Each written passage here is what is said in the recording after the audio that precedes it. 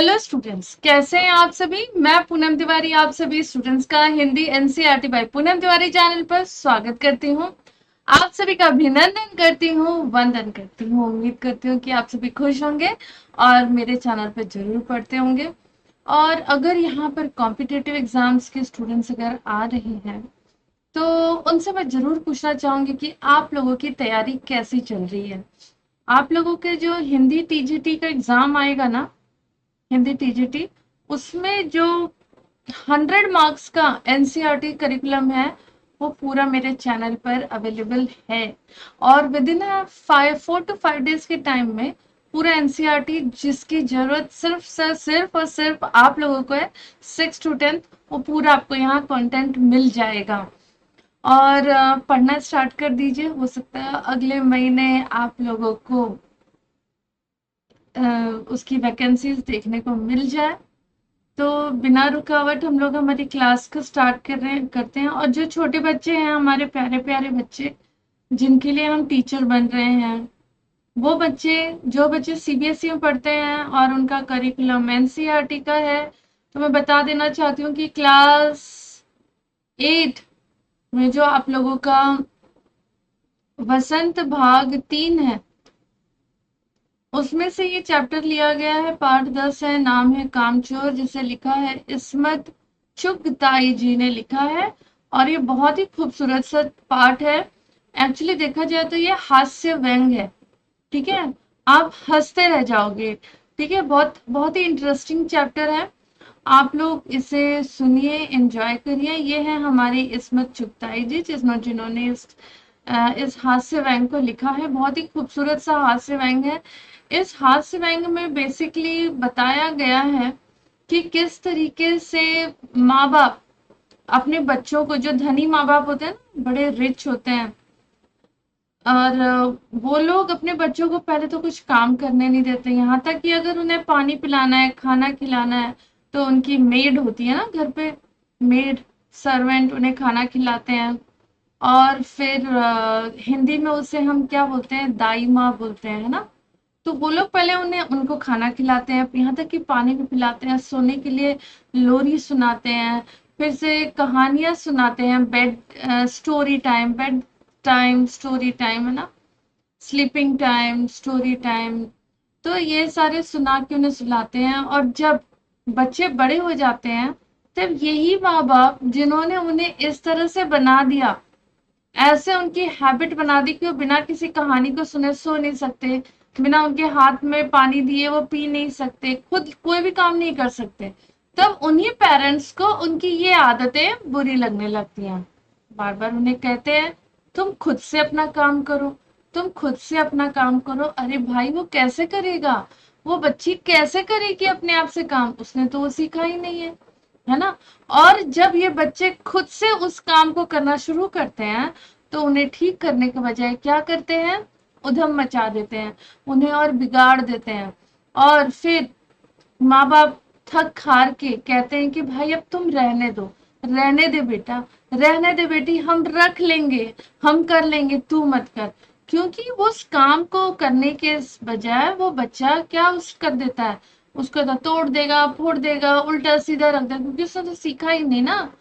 तो इसलिए आप सभी के पेरेंट्स को, या जो स्टूडेंट्स, जो बड़े वाले स्टूडेंट्स हैं, मेरे दोस्त, मेरे मित्र, मेरी सहेलियां जो स्कूल में टीचर्स बनने जा रहे हैं, वो इस बात का ध्यान रखिए कि जिस दिन वो पेरेंट्स बनेंगे, अपने बच्चों को छोटे पर से छोटे मोटे काम करने के लिए कहिए। जैसे तुमने खिलौना खेला, इसे जगह पर रख दो। तो ये क्या होता है, बच्चों की ट्रेनिंग होती है कि हाँ, हमने इसे उठाया, इसे हमें व्यवस्थित तरीके से रखना भी है, ठीक है।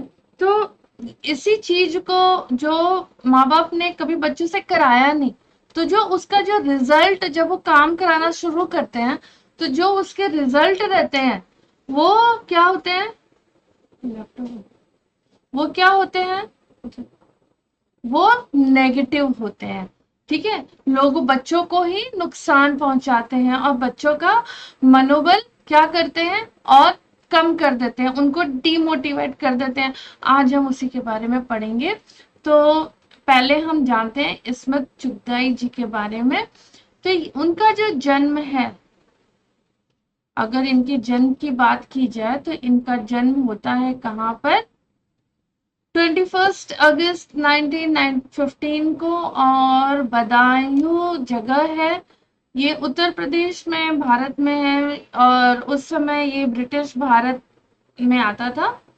इनकी मृत्यु होती है भारत में मुंबई में अक्टूबर 1991 में, जब इनकी उम्र 76 ईयर्स की थी। इनका जो मेन व्यवसाय रहता रहा, वो लेखिका थी। भाषा इनकी उर्दू थी, राष्ट्रीयता भारतीय थी। विधा, कौन सी विधा लिखती थी, जो हमारे, जैसे मैंने, अगर आप लोग को याद है, मैंने आप लोगों से बताया है कि हिंदी साहित्य की दो विधा हुई है, ठीक है, एक गद्य और एक पद्य। तो इन्होंने कौन सी विधा लिखी, इन्होंने गद्य विधा लिखी। गद्य विधा में ये कहानी विधा है, गद्य विधा का एक भाग है जिसे हम कहानी कहते हैं, वो उन्होंने लिखा। लेकिन आज जो हम पढ़ने जा रहे हैं, कहानी में भी क्या है, हास्य व्यंग है, ठीक है, हास्य व्यंग हम पढ़ने जा रहे हैं। बहुत ही खूबसूरत सा है। साहित्यिक आंदोलन में इन्होंने भाग लिया, प्रगतिशील लेखक आंदोलन में ये थी। इन्हें जो सम्मान मिला गया वो था गालिब सम्मान 1984 में, और film fair best story award इन्हें मिला 1975 में। अगर हम इनकी कहानियों की बात करें तो इनकी जो कहानियां रही, कहानियों का संग्रह, एक कहानी नहीं, मतलब कहानियां ढेर सारी, 10 कहानियों का एक बुक बना दिया, 20 कहानियों का एक बुक बना दिया, तो उसी को हम संग्रह कहते हैं। किसके संग्रह, कहानी का संग्रह जो रहा वो एक था चोट चुई मुई, एक बात, कलियां, एक रात, दो हाथ, दो जही, शैतान और जड़ें। इसके बाद अगर देखा जाए उपन्यास, तो इन्होंने जो उपन्यास लिखा था, टेढ़ी लकीर, जिद्दी, एक कतरा ए खून, दिल की दुनिया, मासूमा, बहरूप नगर, सैदाई, और जंगली कबूतर, अजीब आदमी, बांदी, लिहाफ। उसके बाद जो इन्हें पुरस्कार और सम्मान इन्हें मिला था वो 1974 में गालिब अवार्ड, टेढ़ी लकीर पर 1976 पद्मश्री, साहित्य अकादमी पुरस्कार, इकबाल सम्मान, मखदूम अवार्ड और नेहरू अवार्ड से इन्हें नवाजा गया। तो आज हम लोग इस कहानी को स्टार्ट करते हैं। हास्य व्यंग है, हंसते हुए सुनिएगा, बड़े इंटरेस्टिंग तरीके से सुनिएगा, आप लोग को अच्छा लगेगा। तो साथ में हम ये भी सीखेंगे कि किसी भी कहानी को, चाहे वो किसी भी तरह की कहानी हो, जब तक कि उसमें एक्सप्रेशन नहीं है, बॉडी लैंग्वेज नहीं है, आपके हाव भाव नहीं है, तब तक वो कहानी कहानी नहीं रह जाती। कहानी को कहानी की तरह पढ़ना चाहिए और कहानी को कहानी की तरह सुनना चाहिए। हर कहानी का एक मॉरल वैल्यू भी होता है, मैं वो भी आप लोग को बताऊंगी। और आप लोगों से ये सवाल है मेरा, इस क्लास को सुनने के बाद कमेंट सेक्शन में कमेंट करके जरूर बताइएगा कि इस कहानी से आपने क्या सीखा, आपने अपने बचपन से आपका परवरिश किस तरीके से हुई है, आपके डैडी मम्मी ने आप लोग को बचपन में कुछ काम कराया भी है, कुछ सिखाया भी है, जरूर बताना। या आप भी दूसरे बच्चों की तरह बनाने की जगह थोड़ा बहुत बिगाड़ देते हैं, ठीक है। तो स्टार्ट करते हैं। बड़ी देर के वाद विवाद के बाद यह तय हुआ कि सचमुच नौकरों को निकाल दिया जाए। आखिर ये मोटे मोटे किस काम के हैं, हिलकर पानी नहीं पीते, इन्हें अपना काम खुद करने की आदत होनी चाहिए। कामचोर कहेंगे, तुम लोग कुछ नहीं, इतने सारे हो और सारा दिन उधम मचाने के सिवा कुछ नहीं करते। और सचमुच हमें ख्याल आया कि हम आखिर काम क्यों नहीं करते। तो यहाँ पर देखो, कामचोर किसे कहा जा रहा है, कामचोर उन बच्चों को कहा जा रहा है जो बड़े बड़े घरों में पैदा हुए हैं, है ना। बड़े घरों मतलब रईस घरों में पैदा हुए हैं, धनी घरों में पैदा हुए हैं। अब बैठ के खाते पीते हैं, बैठ के अपना सब काम करवाते हैं, तो उन्हें तो कुछ करने की जरूरत नहीं है। अब जब खुद से बैठ के खा पी रहे हैं तो क्या हो गए हैं, हट्टे कट्टे हो गए हैं। अब ये माँ बाप कह रहे हैं कि नौकरों को निकाल देना चाहिए। क्यों निकाल देना चाहिए, क्योंकि ये बच्चे तो कोई अपना काम कुछ करते ही नहीं, बैठ के इन्हें खाना है और पूरे घर में बदमाशी करनी है और हट्टे कट्टे होते जाते हैं। हो रहे हैं। और सचमुच हमें ख्याल आया कि हम आखिर काम क्यों नहीं करते। हिलकर पानी पीने में अपना क्या खर्च होता है। इसलिए हमने तुरंत हिला हिला कर पानी पीना शुरू किया। ठीक है, हिल हिलाकर मतलब अगर हमें पानी पीना है तो क्या हम खुद से नहीं पी सकते, ये अभी हमें रियलाइज हो रहा है। तो हमने लगा चलो यार पानी ही पीना है ना, पानी लेके पी लेते हैं। हिलने में धक्के भी लग जाते थे और हम किसी के दबाव तो नहीं थे कि नहीं न ही कि कोई धक्का दे और सह पाए। अब हमें कोई धक्का दे और हम अभी उठ के हम जा रहे हैं, थोड़ा धक्का ही लग गया, तो हमारे अंदर वो कैपेसिटी है ही नहीं कि हम उस धक्के को बर्दाश्त कर सके। तो क्या हुआ कि ये यहाँ पर लेखिका वही बता रही है कि हम दबैल तो नहीं, मतलब हम किसी से दबने वाले तो है नहीं, धक्का लगा तो हम झगड़ लेंगे। लीजिए, पानी के मटकों के पास ही घमासान युद्ध हो गया। अब पानी के मटके रखे थे, अब वहीं पे क्या हुआ, गए तो थे पानी पीने ना, कोई कोई बॉर्डर पर सीमा पर लड़ने थोड़ी ना गए थे। लेकिन अब हमने पानी के मटके के पास ही क्या हो गए, लड़ गए। अब देखो क्या होता है, सुराहियां उधर लुढ़की।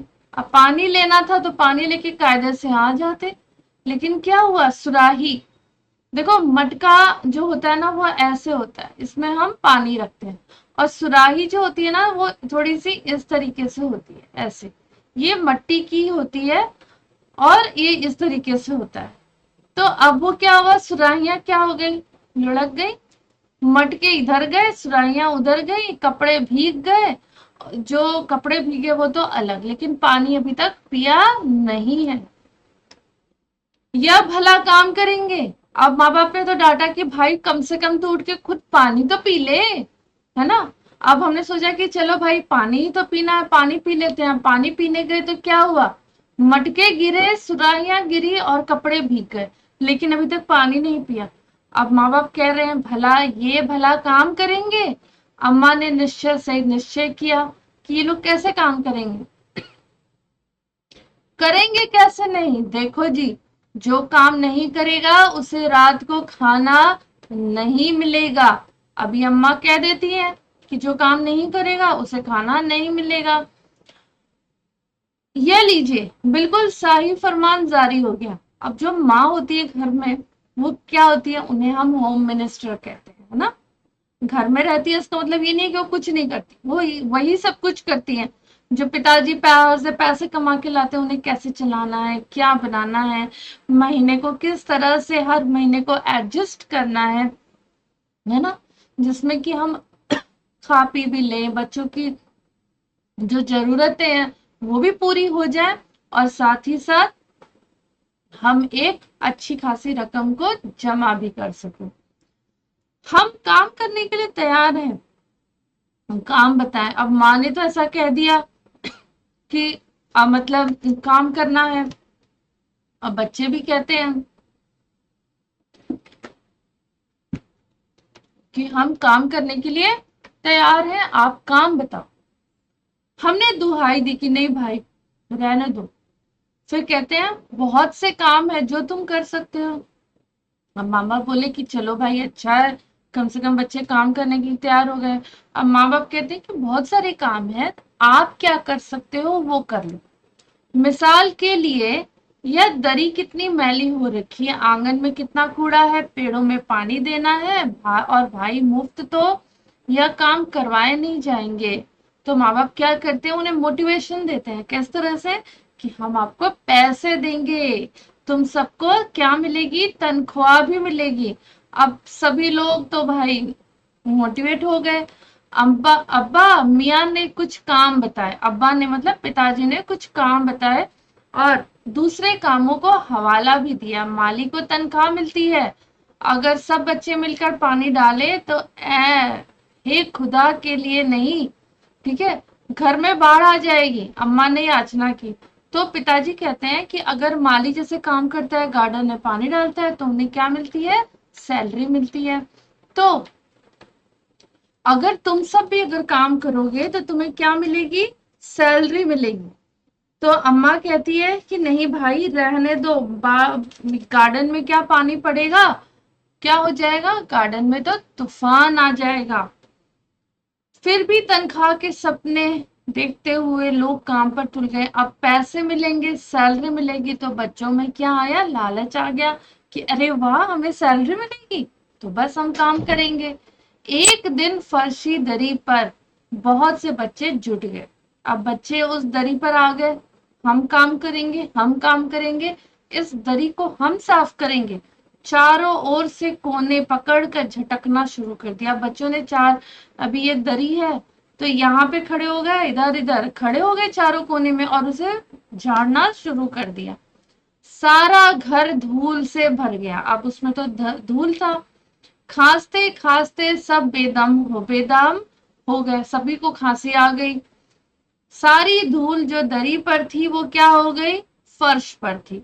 सबके सिरों पर जम गई, नाकों और आंखों में घुस गई। बुरा हाल हो गया सबका। हम लोगों को तुरंत आंगन में निकाला गया और सभी को इतनी बुरी कंडीशन हो गई कि सभी को आंगन में कहा कि भागो तुम लोग आंगन में। वहां हम लोगों ने फौरन झाड़ू उठा देने का फैसला किया। झाड़ू क्योंकि एक थी और तनख्वाह लेने वाले उम्मीदवार कई थे, इसलिए क्षण भर में झाड़ू के पुर्जे पुर्जे हो गए। ठीक है, सैलरी लेनी है ना, तो झाड़ू मैं लगाऊंगा तो मैं लगाऊंगी। इसमें झगड़ा हुआ और बेचारा एक झाड़ू, उसके क्या हो गए, कई टुकड़े हो गए। जितनी सीके जिसके हाथ पड़ी उनसे ही उल्टे सीधे मारने लगे। अब जिसको जितनी सीके मिल गई सबने उसी से झाड़ू मारना शुरू कर दिया। अम्मा ने सिर पीट लिया, भाई ये बुजुर्ग काम करने दे तो इंसान काम करे, अब जरा जरा सी बात पर टोकने लगे तो बस हो चुका काम। असल में झाड़ू देने से पहले जरा सी पानी छिड़क लेना चाहिए। मतलब अब अम्मा कह रही है कि तुमको कारपेट साफ करना था तो उस पर थोड़ा सा क्या करते, पानी छिड़क लेते, तो क्या रहता, कचरा धीरे धीरे निकलता, उड़ता नहीं। बस ख्याल आते ही तुरंत दरी पर पानी छिड़का गया। एक तो वैसे ही धूल से अटी हुई थी, पानी पड़ते सारी धूल क्या हुई, कीचड़ बन गई। अब सब आंगन से भी निकाले गए। तय हुआ कि पेड़ों को पानी दिया जाए। मतलब अब देखो, कभी इन लोगों ने काम तो किया नहीं, अब दरी साफ करने के लिए कहा गया तो ऐसा उड़ाया दरी को सभी ने मिलकर कि पूरे घर में धूल पड़ गई।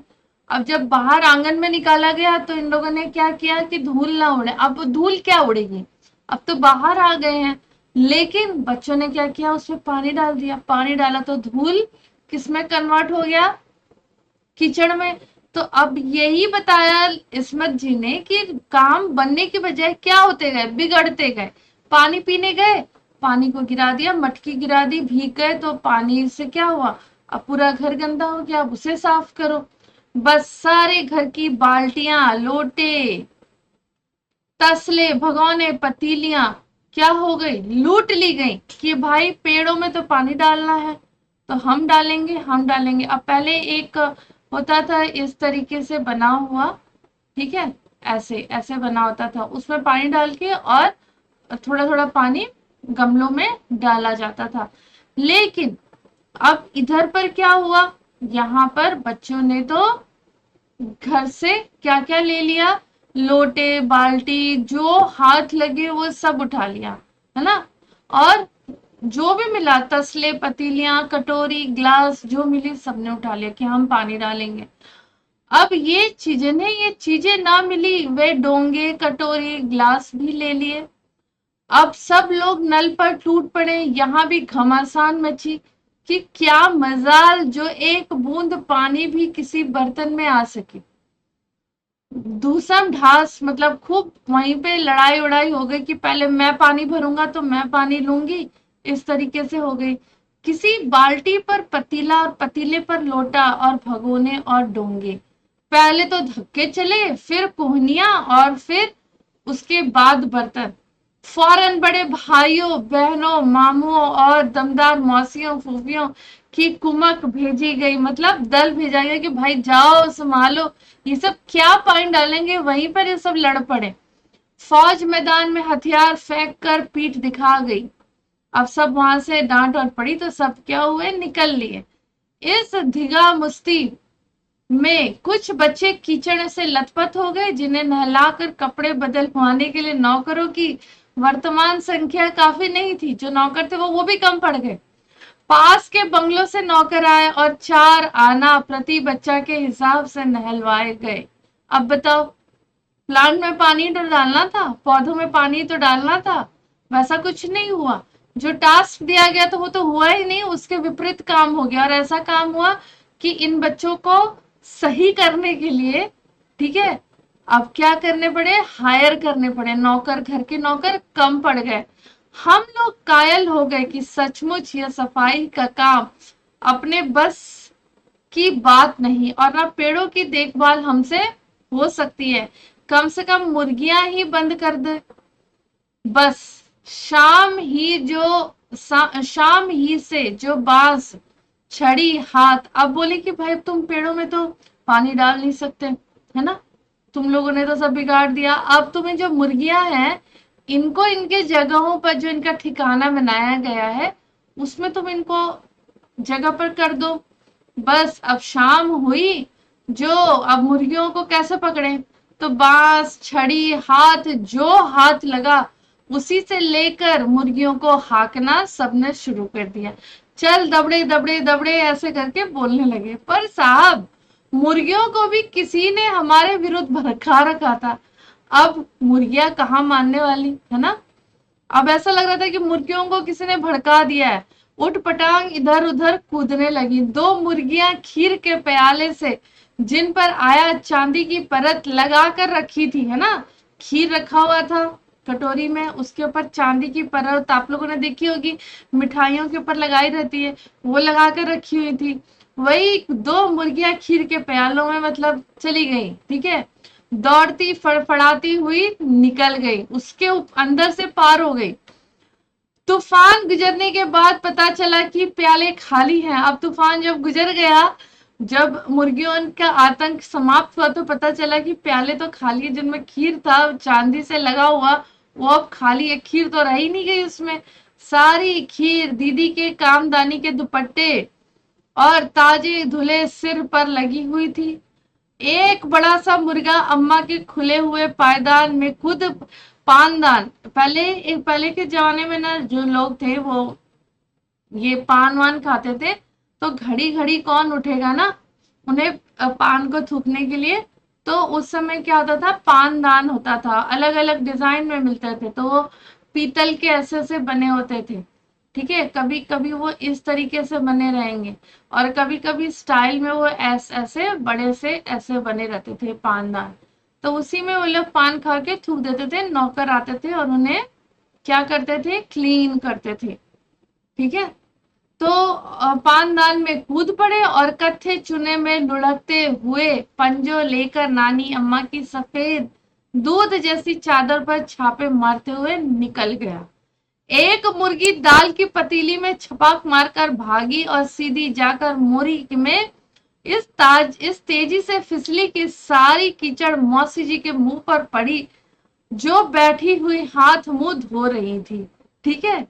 इधर सारी मुर्गियां बेन केल को ऊंट बनाकर चली चारों तरफ दौड़ रही थी। एक भी दड़बे में जो जाने को राजी न थी। इधर किसी को सूझी कि जो भेड़ें आई हुई हैं, लगे हाथों उन्हें भी दाना खिला दिया जाए। अब मुर्गियों से देखो, मुर्गियों को समेटने के लिए कहा गया, लेकिन क्या हुआ, पूरे घर की तबाही मच गई। मुर्गियों ने पूरे घर में तबाही मचा दी।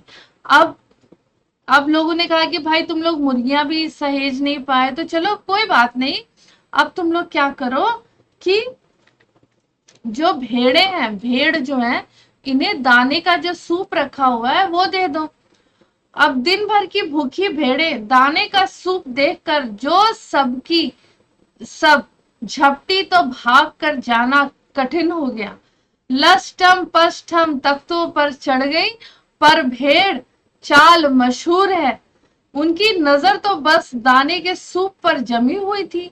पलंगों को फलांगती, मतलब पलंग यहाँ रखी हुई है, ऐसे पलंग है, तो इससे यहां से यहां पर जंप करती हुई बर्तन लुढ़काती साथ साथ चढ़ गई। तख्त पर बानी दीदी का दुपट्टा फैला हुआ था, जिस पर गोखरी, चंपा और सलमा सितारा रख कर बड़ी दीदी मुगलानी बुआ और कुछ बात बता रही थी। भेड़ें बहुत निसंकोच सबको दरिंद रौंदती मेगनों का छिड़काव करती हुई दौड़ गई। बताओ, जब तूफान गुजर चुका तो ऐसा लगा जैसे जर्मनी की सेना टैंकों और बम बारों सहित उधर से छापा मार कर गुजर गई हो। जहां जहां से सूप गुजरा, भेड़ें शिकारी कुत्तों की तरह गंध सूंघती हुई हमला करती गईं।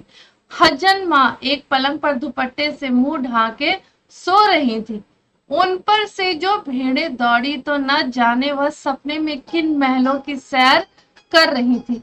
दुपट्टे में उलझी हुई मारो मारो चीखने लगी। इतने में भेड़ें सूप को भूलकर तरकारी वाली टोकरी पर टूट पड़ी। वहां दलान में बैठी मटर की फलियां तोल मोल कर रसोइयों को दे रही थी। वह तरकारी का बचाव करने के लिए सीना तान कर उठ गई। अब आपने कभी भेड़ों को मारा होगा तो अच्छी तरह देखा होगा कि बस ऐसा लगता है जैसे रुई की तकिए को कूट रहे हो। भेड़ को चोट ही नहीं लगती, बिल्कुल ये समझ कर कि आप उसे मजाक कर रहे हैं। वह आप पर भी चढ़ बैठेगी। जरा सी देर में भेड़ों ने तरकारी छिलकों समेत अपने पेट की कढ़ाई में झोंक दिया था। पेट मुंह खा गई। इधर यह प्रलय मची थी, उधर दूसरे बच्चे भी लापरवाह नहीं थे। इतनी बड़ी फौज थी जिसे रात का खाना न मिलने की धमकी मिल चुकी थी। वे 4 भैंसों का दूध दोहने पर जुट गए। अब देखो, अभी यहाँ पे तूफान थमा नहीं है। अब ये बच्चे चले भैंसों से दूध दूहने। धुली बेधुली बाल्टी लेकर 8 हाथ 4 थानों पर पिल पड़े। भैंसे एकदम जैसे चारों पैर जोड़कर उठी और बाल्टी को लात मारकर दूर जा खड़ी हुई। तय हुआ कि भैंस की अगाड़ी पिछाड़ी बांध दी जाए और फिर काबू में लाकर दूध दूह लिया जाए। बस झूले की रस्सी उतारकर भैंस के पैर बांध दिए गए। पिछले 2 पैर चाचा जी की चारपाई के पायों से बांध अगले 2 पैरों को बांधने की कोशिश जारी थी कि भैंस चौकन्नी हो गई। छूट कर जो भागी तो पहले चाचा जी समझे शायद कोई सपना देख रहे हैं। फिर जब चारपाई पानी के ड्रम से टकरा कर पानी छलक कर गिरा तो समझे कि आंधी तूफान में फंसे हैं, साथ में भूचाल भी आया हुआ है। फिर जल्दी ही उन्हें असली बात पता चल गया कि वो पलंग की दोनों पेटियां पकड़े बच्चों को छोड़ दोनों देने वालों का बुरा भुला सुनाने लगे। यह बड़ा मजा आ रहा था। भैंस भागे जा रही थी और पीछे पीछे चारपाई पर उस पर बैठे हुए चाचा जी। ओहो, एक भूल ही हो गई, यानी बछड़ा तो खोला ही नहीं, इसलिए तत्काल बछड़ा भी खोल दिया गया। तीर निशाने पर बैठा और बछड़े की ममता में व्याकुल होकर भैंस ने अपने खुरों का ब्रेक लगा दिया। बछड़ा तत्काल झूठ गया। दूहने वाले गिलास कटोरे लेकर लपकी, क्योंकि बाल्टी तो छपाक से गोबर में जा गिरी थी। बछड़ा फिर बागी हो गया। कुछ दूध जमीन पर और कपड़ों पर गिरा। 2-4 धारे गिलास कटोरों पर भी पड़ गई। बाकी बछड़ा पी गया। सब कुछ मिनट में 3/4 में हो गया। घर में तूफान उठ खड़ा हुआ। ऐसा लगता था जैसे सारे घर में मुर्गियां, भेड़े, टूटे हुए तसले, बाल्टियां, लोटे, कटोरे और बच्चे थे। बच्चे बाहर किए गए, मुर्गियां बाग में हकाई गई, मातम सा मनाती तरकारी वाली के आंसू पोंछे गए और अम्मा आगरा जाने के लिए सामान बांधने लगी। या तो बच्चा राज कायम कर लो या मुझे ही रख लो, नहीं तो मैं चली मायके।